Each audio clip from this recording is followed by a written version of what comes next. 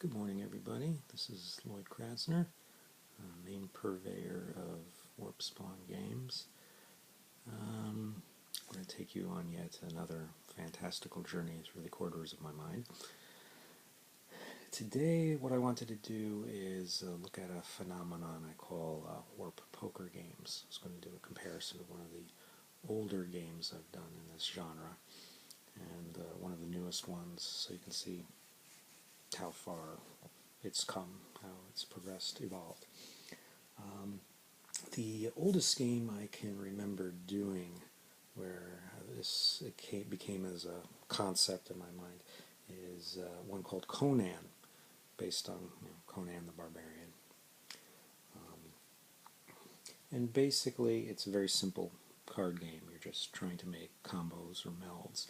You have 6 unique suits. I've got it up here on my computer. So we have Conan cards, locations, events, lesser foes, major foes, and specials. And even back then I gave you a selection of possible combos to make. And I probably made this game a good 13, 14 years ago. You can do 3 pairs, 2 3-of-a-kinds, 1 6-of-a-kind, or a flush where you've got one of each of the 6 suits or types. And then you play till the deck runs out. And there's actually quite a large number of cards in this. You normally in a normal deck of cards you'll have 13 for each suit. So this has 6 suits, and each suit will have more on the order of like 25, 30 cards. I think they're all probably an even number, or they should be. So I read some of the Conan books when I was younger. They were great. They left a lasting impression. Thinking I may go back and read some more of them. So what really makes this game of interest is the individual names of each cards. So on the Conan card list, for just that suit, the Conan suit, I put all the titles of his books. So for instance, Conan the Swordsman, Conan the Cimmerian, Conan the Adventurer, Conan the Magnificent, Conan the Raider, Conan the Unconquered, Conan the Warlord, so on and so forth. So just to give you an idea, that would be the whole list there. Events, you have such things as death of a king, treachery, shipwrecked, imprisoned, enslaved, arena, quest, evil magic, monster on the loose, murder, caravan, great journey, defend the helpless. All good, dramatic stuff. Exotic locations, there's plenty of these in these stories. Stygia, Samaria, Hyboria, the City of Skulls. Let's see. And then we have the minor foes. These are mostly human-type foes. Aquilonian Black Legion Warhost. Love that. Let's see. Brotherhood of Pirates. Yezmite Assassins. Zamoran Fanatics. Well, you get the idea. And then we have the major foes, which usually in most stories he winds up finding some like sorcerer or giant monster beast or something. Let's see, the Baboon Demon of Set, Golden Serpents, let's see, Thog, huge slimy and tentacled, Yothka, demon plant from the planet Viag. Then we have the special cards. Let's see, Books of Skelos, Fire Dust, Mirror of Thoughts, Black Lotus, Well of Skelos. So that's referring to a lot of the treasures and magic that you would find in the Conan universe. Great thematic stuff. And I did do a couple more Conan games besides this, one I called Kings of Hyboria, which is on a grand strategic level. Uh, really, I'm proud of that design. Maybe we'll go over that one day. And also, I think I did a hack and slash type version, more of a tactical level. So, the simplicity of this game I wanted to compare to one of my more recent card games, and that one's in the historical section. And let me find where I put it. It has a theme of the Spanish Reconquista, but very, very early on. I came home one night and I caught kind of from the early middle movie, an old 1950s Hollywood movie called The Castilian. So obviously it was,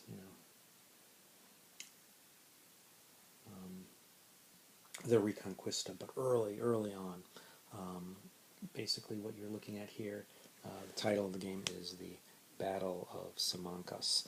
And the Christians in the clouds, they thought they saw the saints, so that's what this image was. So that's actually a card in the game, a leader type card that can help the Christians. So, let's see here. This one's a two-player game. One person will be the Christians, the other will be the Muslims. Okay. Maybe let me read through some of the introduction here. Let's see. It's Spain, 939 A.D. The Christian forces are an alliance between the kingdoms of Leon, Navarre, and Castile. So again, the movie, The Castilian. It's an old movie. It's very dated, but it sucked me right in. I knew there was a game in there. The Moors are attacking the mountainous north with an army of 100,000 men. In 3 days, and during a solar eclipse, the outnumbered Christian army utterly destroys the invaders. Okay. So, this is actually really big in Spanish history. The funny part was, when I went to go research it, I go to all my usual haunts like Wikipedia and just general Google searches and stuff like that. There's very, very little, it's very scarce information on the Battle of Simancas. I think there is one book in existence, kind of like in the Men-at-Arms series, that I found that could be had, but it was usually like a $30 purchase, and I was already starting to write it. I didn't want to wait for it to arrive, so I didn't even look. But actually, this thing could have been better researched. What I wound up using was, what little I could find out there, as well as I found some DBA army lists, which kind of helped. Okay, so in this one you're not so much making combos, though there are different suits. Let's see. Yeah, basically suits come in forms of leaders, skirmishers, basically archer types, cavalry, infantry, terrain, strategy, weapons. It's a single deck. Some cards can only be used by the Moors, and some can only be used by the Christians. Some can be used by both. Okay. So let's see here. Let's go through. Let's do like a little read through. Okay.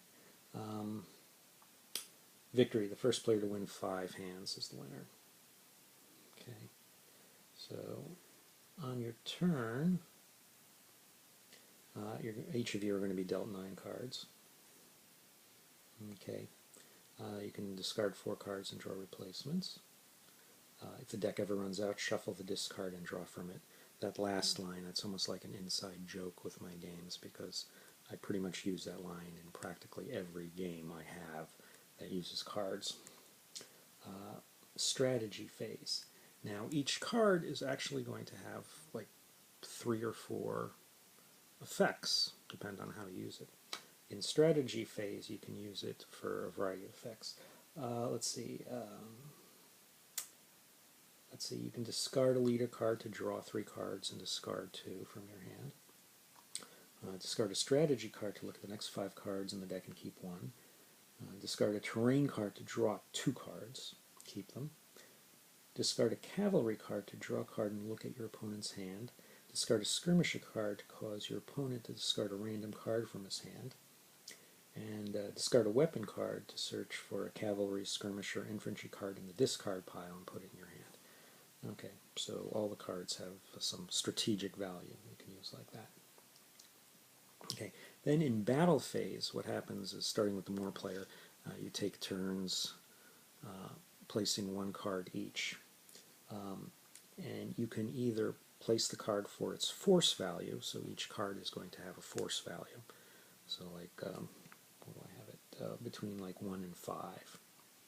And basically, you win the hand if you have the most force total left. When all is said and done at the end of the turn. Or you can use the cards for a tactical effect. Okay, so you can discard a skirmisher to destroy an infantry card your opponent has placed. Okay, you can discard a cavalry to destroy a skirmisher. They run them down. The skirmishers just pelt the infantry until they're diminished. Discard a strategy card to draw 1 card immediately and look at your opponent's hand. Destroy an infantry card to destroy a placed terrain by your opponent.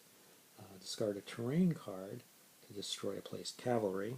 So, cavalry are limited by what terrain they can use. Discard a leader card to draw 2 cards. Discard a weapon card to destroy another weapon card placed by your opponent. Okay, and then once you've have the placed cards, then they can additionally interact, because some of your cards will give bonuses to some of your other cards. So let's see. If you place a weapon card called lances, all your cavalry cards that you have placed will get a +2 force bonus. Okay, let's take a look at another one. If you play a terrain card of woods, then all cavalry played by you and your opponent will get -1. Okay. Some cards count as 2 suits. So, for instance, if you play light cavalry, they count as skirmishers plus cavalry, so they would get bonuses from for both types. Let's see. In some cards, when you place them, usually like leader cards, like the Caliph Abd al-Rahman, then you draw a card, or you cause your opponent to discard cards from his hand. So, going from just simply making melds, now you've got cards that have multiple properties. They can be used for strategic actions, they can be used for tactical actions, they can be used for their force ability, and then additionally they'll have bonuses that will interact with other cards that are also placed. And then, let's see, I did find a few images, so here's the region, and I found some nice battle pictures. But otherwise, if anybody knows a good website that has information on the Battle of Simancas, I would like to hear about it. Okay, all of you have a good gaming. Okay, bye now.